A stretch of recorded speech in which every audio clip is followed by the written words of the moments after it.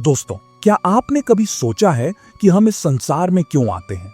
यह जीवन, यह संघर्ष, यह मोह माया, आखिर इसका उद्देश्य क्या है? क्यों हम बार बार जन्म लेते हैं, कर्मों के चक्र में फंसते हैं और बार बार वही दुख सुख भोगते हैं? क्या इसका कोई अंत है? क्या इस चक्रव्यूह से निकलने का कोई उपाय है? भगवद गीता में स्वयं भगवान श्री कृष्ण ने इन प्रश्नों के उत्तर दिए हैं।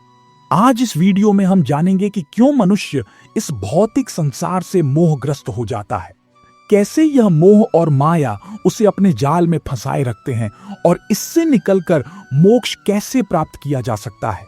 यह केवल एक कहानी नहीं, बल्कि आपके जीवन का सत्य हो सकता है।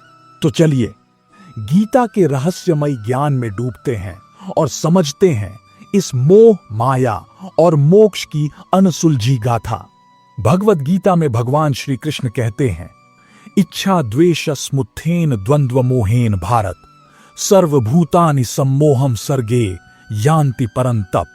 हे भारत, इच्छा और द्वेष से उत्पन्न होने वाले द्वंद्व से यह समस्त प्राणी जन्म के समय मोह में पड़ जाते हैं। मनुष्य जन्म के साथ ही इस संसार में मोहग्रस्त हो जाता है। जब एक बच्चा जन्म लेता है, वह मां से प्रेम करता है, परिवार से जुड़ता है और धीरे धीरे इस संसार की चीजों से लगाव बढ़ाता है। यही लगाव आगे चलकर मोह का रूप ले लेता है। मोह हमें वस्त्रों, घर, धन, परिवार, प्रतिष्ठा और अपनी पहचान से जोड़ देता है। हम यह भूल जाते हैं कि यह सब अस्थाई है। भगवान श्री कृष्ण कहते हैं, वासांसी जीर्णानि यथा विहाय नवानि गृह्णाति नरोपराणि तथा शरीराणि विहाय जीर्णा अन्यानि संयाति नवानि देहि। जिस प्रकार मनुष्य पुराने वस्त्र त्याग कर नए धारण करता है, उसी प्रकार आत्मा भी शरीर बदलती रहती है। लेकिन हम इस सत्य को स्वीकार नहीं कर पाते।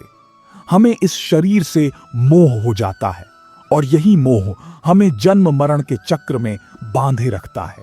भगवद गीता में श्री कृष्ण कहते हैं, ध्यायतो विषयान पुंसः संगस्तेषुपजायते संघात संजायते कामः कामात् क्रोधो भिजायते। विषयों का ध्यान करने से उनमें आसक्ति उत्पन्न होती है। आसक्ति से कामना जन्म लेती है और जब कामना पूरी नहीं होती तो क्रोध उत्पन्न होता है। हम अपनी इच्छाओं और अपेक्षाओं से बंधे होते हैं। जब हमें वह नहीं मिलता जो हम चाहते हैं, तो हम दुखी हो जाते हैं। जब हमें कुछ मिलता है तो और अधिक पाने की लालसा जन्म लेती है। यह मोह ही है जो हमें कभी भी संतुष्ट नहीं होने देता। इसी कारण मनुष्य संसार के चक्र में फंसता चला जाता है। भगवान श्री कृष्ण कहते हैं, कर्मण्येवाधिकारस्ते मां फलेषु कदाचन।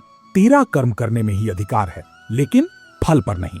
मोह से निकलने का पहला तरीका है निष्काम कर्म योग। मनुष्य को अपने कर्तव्यों को पूरी निष्ठा से निभाना चाहिए, लेकिन फल की चिंता नहीं करनी चाहिए। श्री कृष्ण कहते हैं कि जो भी इस संसार में जन्म लेता है, वह कर्म करने के लिए बाध्य है। लेकिन यदि हम कर्म में आसक्ति छोड़ दें, तो हम मोह से मुक्त हो सकते हैं। भगवान श्री कृष्ण ने गीता में बताया है कि मोक्ष का मार्ग 3 चीजों से होकर जाता है। पहला है ज्ञान योग। यह समझना कि आत्मा अजर अमर है और यह शरीर केवल एक माध्यम है। दूसरा है भक्ति योग। भगवान की भक्ति में लीन होकर सभी सांसारिक बंधनों से मुक्त होना। तीसरा है कर्म योग। बिना फल की चिंता किए अपने कर्तव्य का पालन करना। श्री कृष्ण कहते हैं, सर्वधर्मान परित्यज्य मामेकम शरणम व्रज अहम त्वाम सर्व पापेभ्यो मोक्षयिष्यामि मां शुचः। सभी धर्मों को त्याग कर केवल मेरी शरण में आ जाओ, मैं तुम्हें सभी पापों से मुक्त कर दूंगा। मोक्ष का अर्थ केवल शरीर त्यागना नहीं है। मोक्ष का अर्थ है संसार के बंधनों से मुक्त होकर परमात्मा की शरण में जाना। तो दोस्तों, यह था गीता का गूढ़ ज्ञान, मोह, माया और मोक्ष की अनसुलझी गाथा। हमने जाना कि क्यों मनुष्य मोह के बंधनों में फंसता है, कैसे इच्छाएं और द्वेष उसे संसार के चक्र में बांध कर रखती हैं और इससे मुक्त होने का मार्ग क्या है। भगवान श्री कृष्ण ने हमें निष्काम कर्म योग, भक्ति योग और ज्ञान योग के माध्यम से मोक्ष का मार्ग बताया। अब प्रश्न यह है कि क्या हम इस मोह से मुक्त होना चाहते हैं?